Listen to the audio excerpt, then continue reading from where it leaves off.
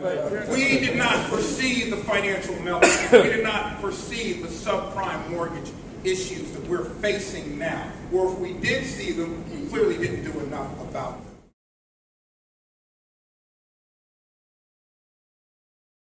So I know there's a certain amount of frustration in this room. What happened to that new green economy that we met at Yerba Buena Center in 2008 and talked about? What happened to the close to 400,000 jobs that we thought were going to impact our economy and change the lives of so many? I do still believe they're coming, but it's going to require a major commitment and to really drill down on the participants of this conference. I sit on the advisory board of the Berkeley Energy Resource Collaborative. This is over at the University of California, Berkeley, and it involves the law school, which we used to call Both Halls, now Berkeley Law School, the business school, the Haas School of Business, the Graduate School of Engineering, the Graduate School of Energy and Resources. And we held a large symposium recently in Berkeley. Over 800 students and businesses attended. As you know, UC Berkeley has the benefit of a $500 million grant from British Petroleum to deal with the research involved in biofuels. And I reviewed a lot of projects. There were close to 200 projects that were there. Okay, now, I don't want to base this on color, but I have to talk about color. If color was used as a mechanism to keep us out of the marketplace, let me talk about mechanisms to get us into the marketplace. Okay, so I do believe that race is a factor in how people find their economic outcome in this country. Now, of the 200 projects that I reviewed, I did not see one African American or Latino project presented. We have to drill down deeper. And the California Public Utilities Commission has a role in that. We have a dog in that fight, and it's called General Order 156.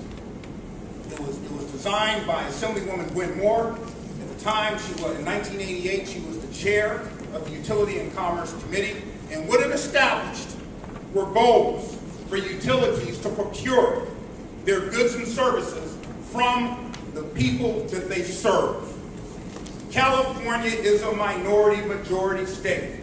And when you talk to these corporations about doing business with you, when you talk to these energy companies and these telco and broadband companies, these solar firms and these demand aggregation management firms, remind them that not only when they look at their service territories are they seeing this beautiful mosaic that I'm looking at now, but as I tell my students in my securities regulations courses at Golden Gate University School of Law, their investors are institutional investors. Who are the institutional investors? You. CalPERS, CalSTRS, mutual funds, endowments, banks, pensions, that's your money. So we're not talking about altruism here. What we're talking about is creating a greater level of liquidity and engagement in the marketplace. And that's what General Order 156 is about. Now, in terms of my efforts of General Order 156 and the California Public Utilities Commission places all of the utilities before us in an en banc hearing, and we question the report that they gave to the legislature as to the level of engagement that they have with diverse firms, that being women, minorities, and disabled veterans, those who are right now keeping this nation free. The issue comes up is, where is their commitment? This is not altruism. This is their commitment to their consumers. This is their commitment to their investor base. So I created, or my office created, a collaboration called New Connections. And what New Connections is it came out of a 2006 en banc hearing where the CPUC decided that in order to improve the numbers in procurement, there would be a focus in financial services and legal services.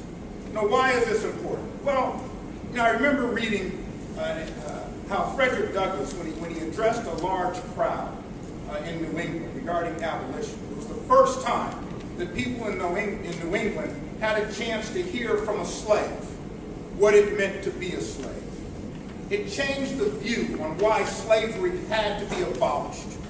Prior to that time, many felt that slavery was a necessary element in our agrarian economy in this nation. But in hearing an orator of the courage and vision of Frederick Douglass, their views changed. Believe it or not, prior to our focus on legal and financial services, and I'll put construction management in there as well, and construction finance, a lot of the utilities' focus was in construction. I'm not going to say stereotyped, but there was a belief that there are only certain areas where women, minority, and disabled veteran firms can make a difference. We have to expand that and to make sure that our students understand that this is their work.